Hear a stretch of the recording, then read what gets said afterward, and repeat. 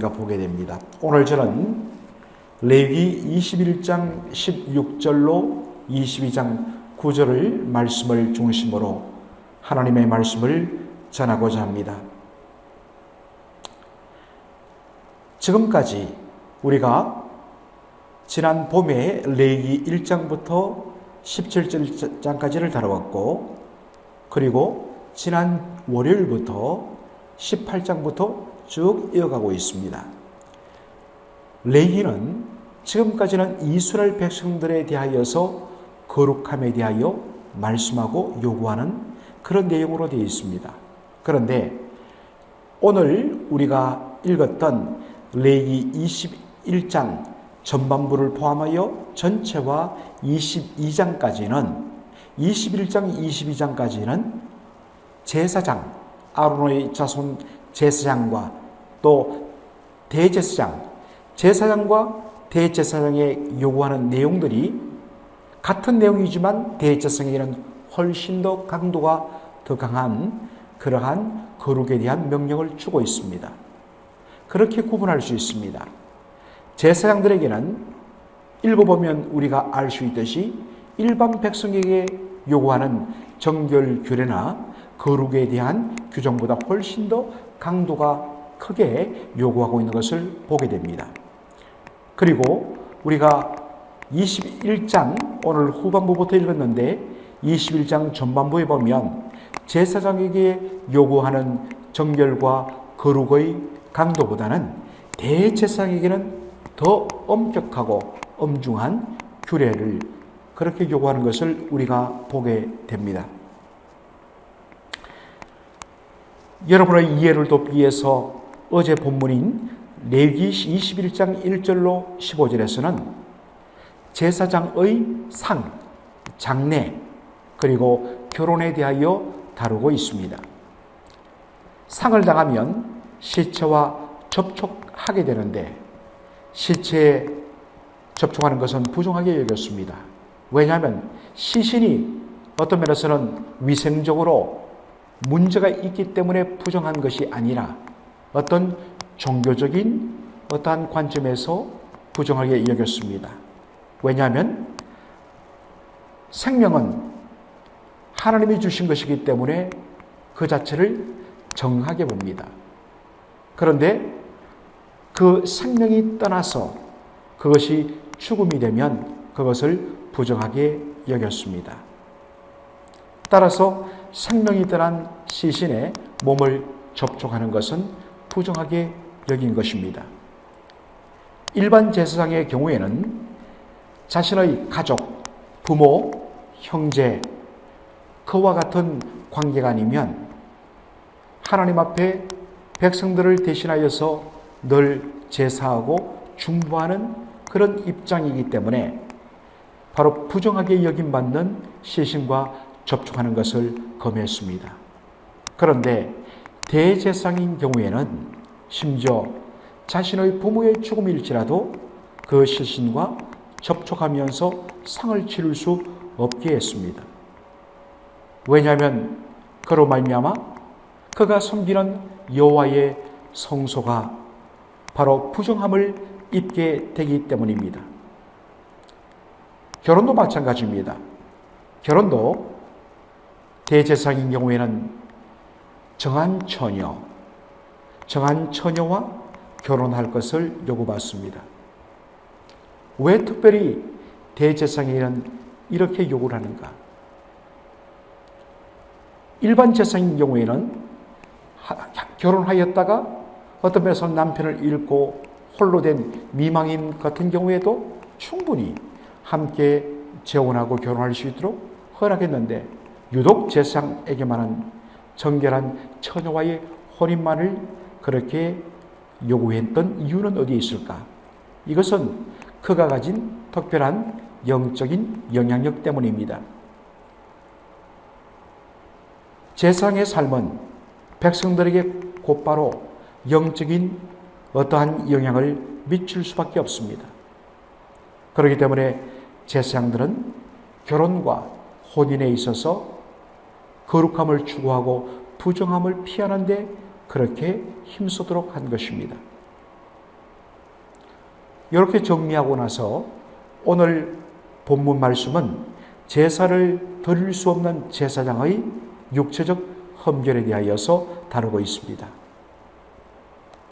아론의 자손 제사장 중에서 육체의 흠이 있는 자, 여기 보니까 육체의 흠이 있다는 것을 한 번 더 설명하기 위해서 각종 그 신체적인 장애를 언급하고 있습니다.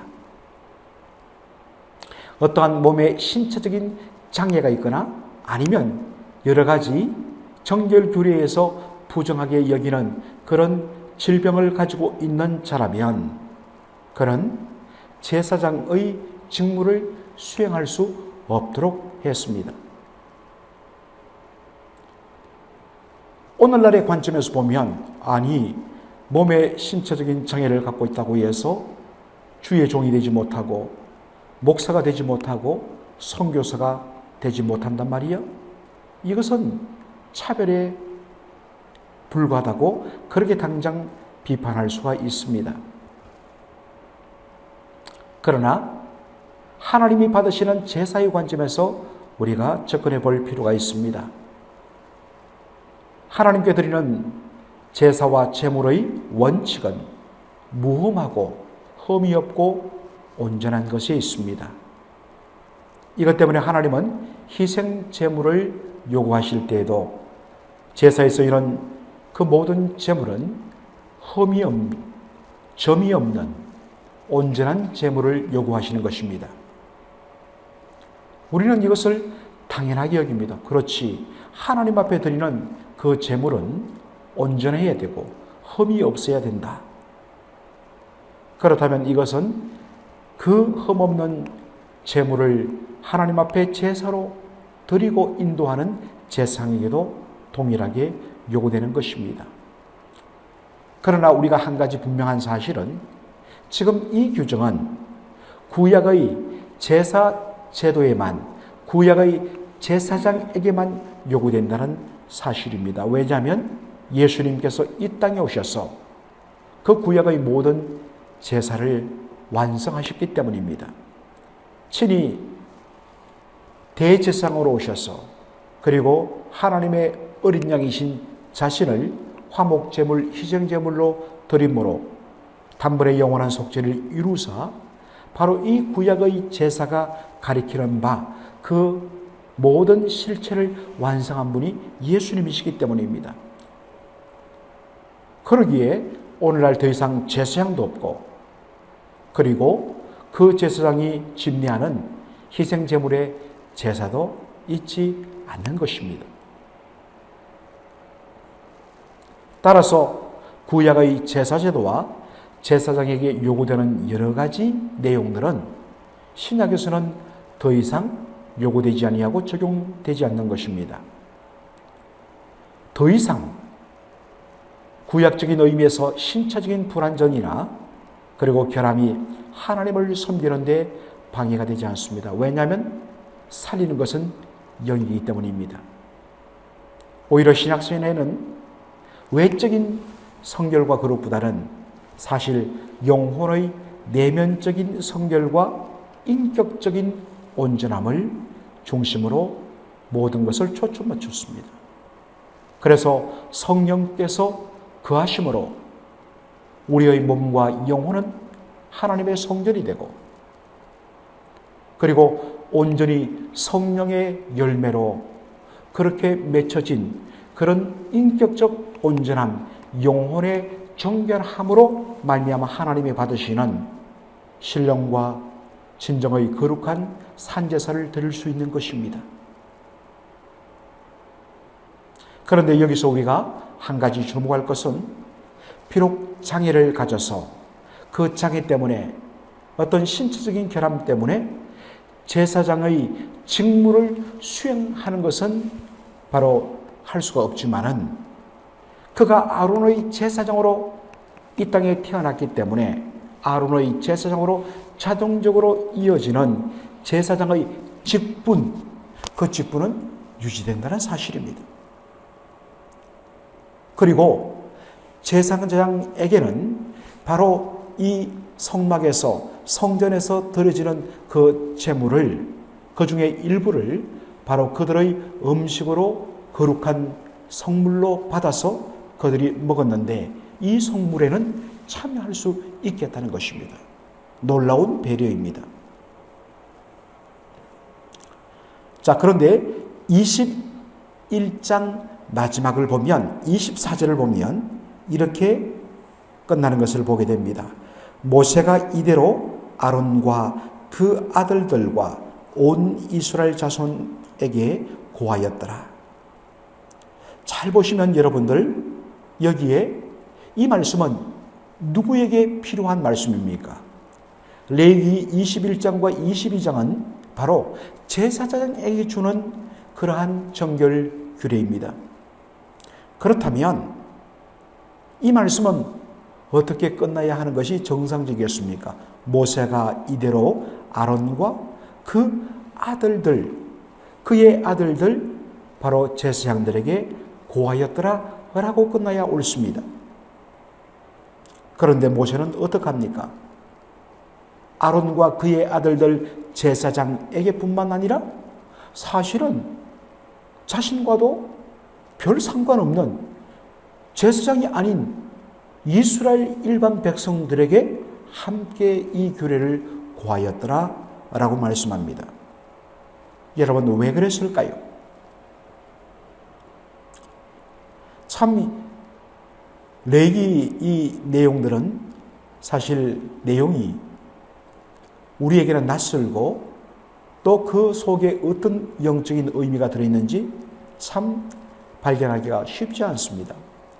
그래서 참 이 말씀에 대하여서 여러 자료들도 찾고 또 책들도 살펴보면서 어떤 의미에서는 그렇게 몸부림치는 가운데 정중호 교수님의 레위기 저수를 통하여서 참 귀한 그러한 은혜를 받았습니다.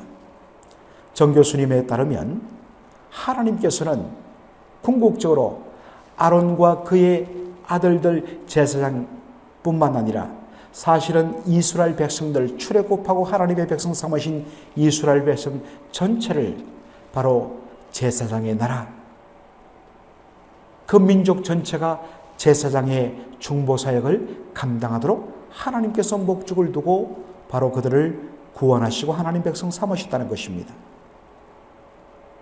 그렇다면 이스라엘 백성들은 어떤 의미에서 직접 양과 염소의 희생 제물을 하나님 앞에 제물로 드리는 제사장의 직무를 수행하지는 않지만은 사실은 자신의 삶이라는 자신의 전 존재를 하나님 앞에 거룩한 제물로 올려드리는 제사장이란 인식을 가지고 제사장, 아론 계열의 제사장에게 요구된 건 그 제사장에 요구되는 엄격한 거룩과 정결의 삶을 함께 추구하도록 하기 위하여서 하나님께서 이 제사장에게 요구되는 말씀을 일반 백성들에게도 함께 요구했다는 것을 그렇게 설명하고 있습니다. 참 의미가 와닿았습니다.